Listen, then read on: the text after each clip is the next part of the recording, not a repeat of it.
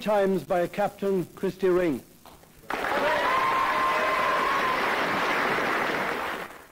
Come gather boys around me tonight and raise your glasses high. Come Rocky's bars and Rover stars, shout welcome to the sky.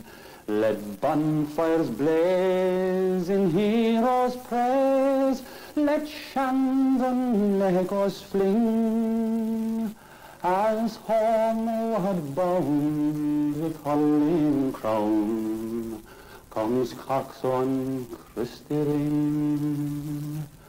How oft I've watched him from the hill move here and there with grace, in Cornkillarney, Furness town, or by the Shannon's rains. Now Cork is bet, the hay is saved, the thousands wily sing. They speak too soon, my sweet Garnsoon, for here comes Christy Ring. The age has gained this warrior bold, and ended in the fight, and o'er the hearth now hangs at last his stick and trophies bright. Come counties all, both great and small, who boast a hurling king. Not one tonight can hold candlelight to Cork's own Christy Ring. All-Ireland Final Day 1954, the teams Cork and Wexford. Any All-Ireland sets a problem, but this year's big question, can Christy Ring win his 8th All-Ireland title? Kirky, Corina Moon when a got in Christy Ring, agus Gashki Gela in the Cadafta, Willie John Daly, Gerald Murphy, John Lyons, Jerry O'Riordan, agus Tulla Lacuit, agus Fur Luckgurman when a captain Padge Kyo, on through a record, Jim Morrissey, Fur La Crohiga Thomas the Guiga Line.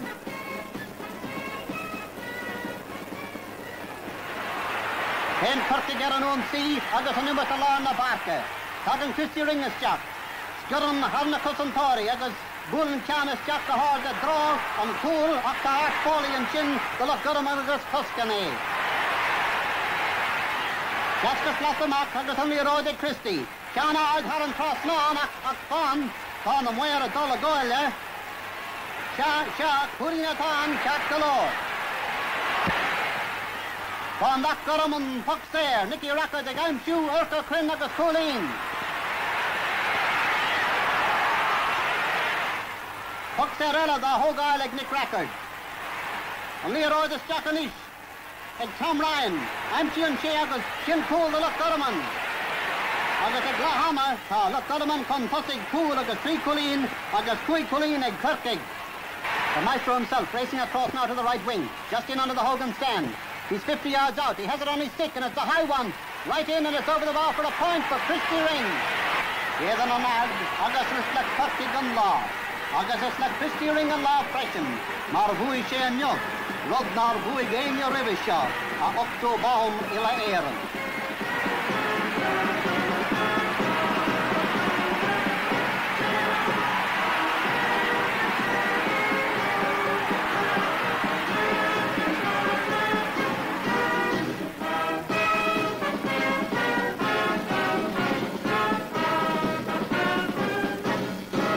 Christy, first of all, thank you very much for having us into your house. We're here, as I say, surrounded by the history of the GA and the history of yourself.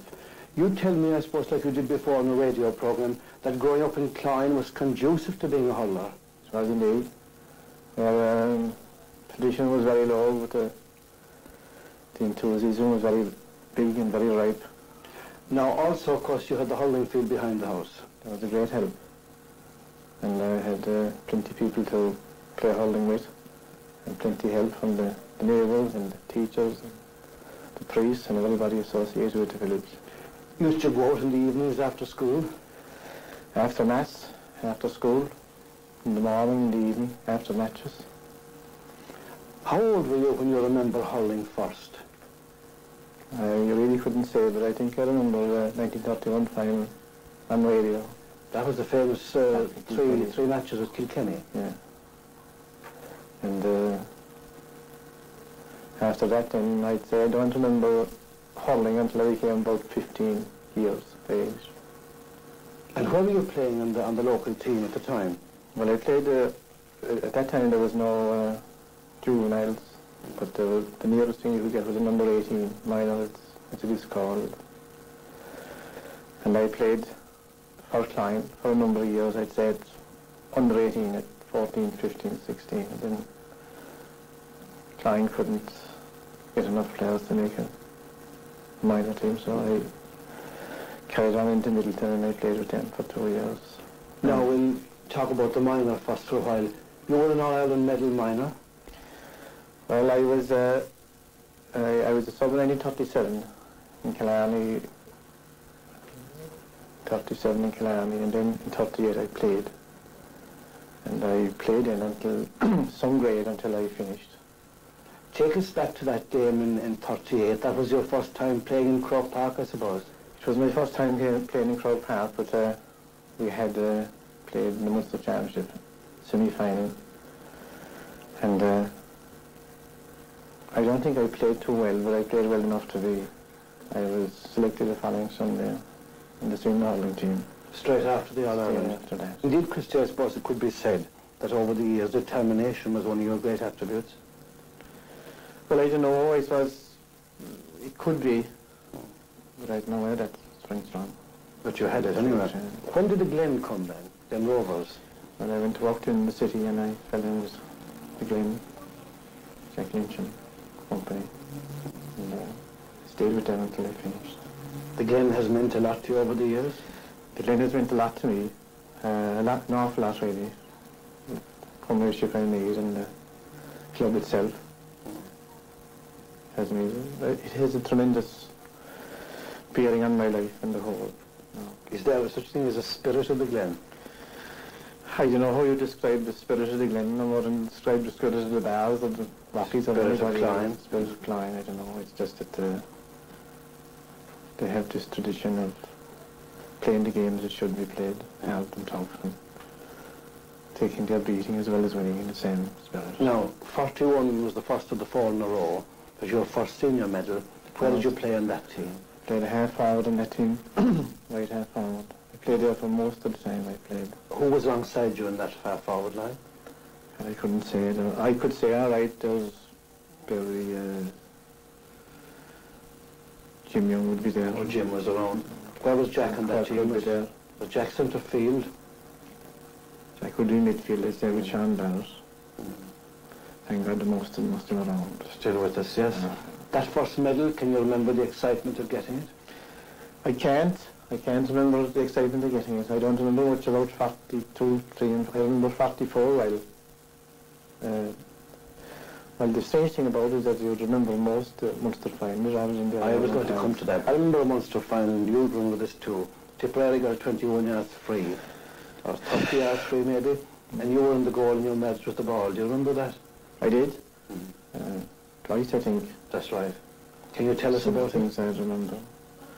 Well, I think they had scored one, and I don't know how I got involved, but Johnny Clifford said to me, he kind of threatened me to go back and defend, and I ran into the field and stopped the ball anyway, and that was the thing we used to do usually every day out here on the pitch outside anyway. That was the thing we used to be at 21 yards trees for pennies and twopences if you scored three. What do you mean? Well, you'd have a little line in the goal, and you'd get 6 or 7 shots at the goal, and you'd have to stop the ball yourself, actually. So you'd have both sides of the fence then, shooting and defending? You would. No, we leave out your defending. It wasn't a practice or anything, because it was kind of a hobby we had. We tried everything, you know. When you were taking 21 yards frees, nowadays when they get a penalty free, there are 3 in the goal. When you took it, the goal would be full. It would. Now, What was your method of striking that ball? Was it wrist or was it point of impact?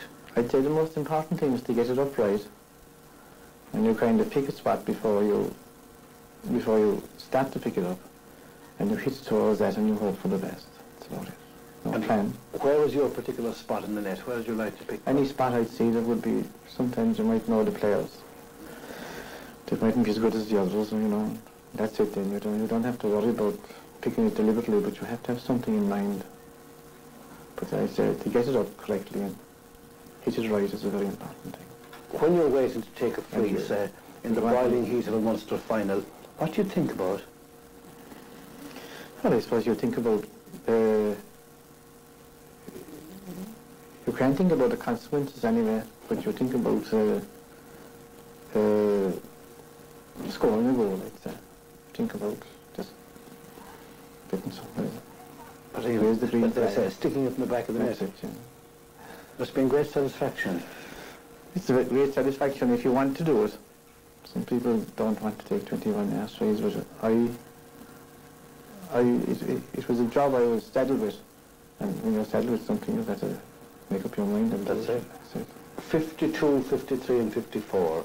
Yes. They were great years. They were great years as well. We won 3 All-Irelands in a row. And you were captain in 2 of those years? I was.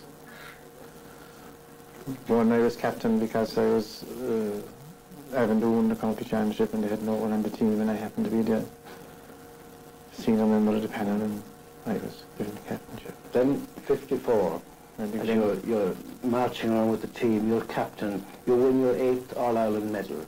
What did that mean to you? I don't know, at the time it meant that I won 8 All-Irelands, but beyond that I didn't take it any farther. You know, it was something.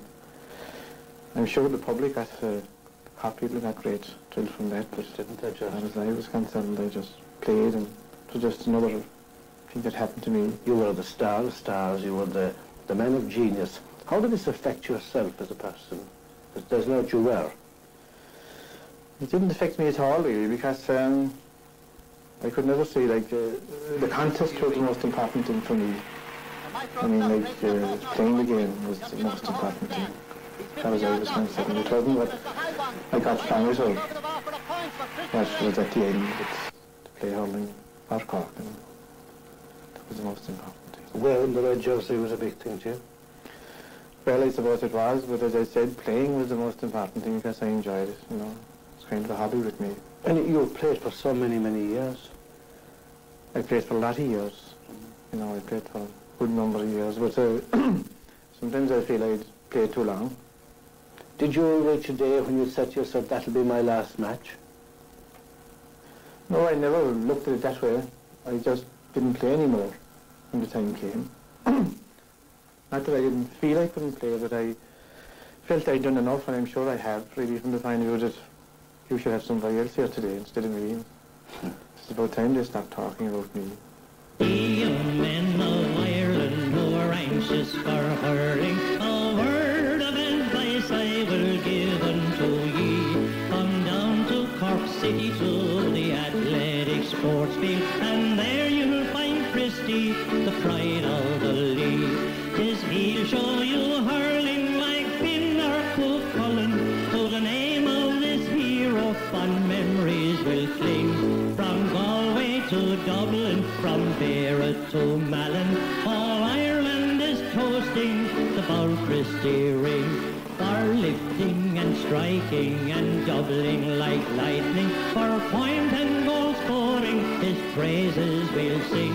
He's hurling's most glorious, he's always victorious, he's Cork's darling hurler, the Ball Christy ring. Great hurlers we've had from all over the country, like Rock Beauty Collin, Sean Ogan, John Quirk, Jack Lynch of Glen Rovers, the Bars and the Redmonds, and the brave lads from Carrick who never did shirk.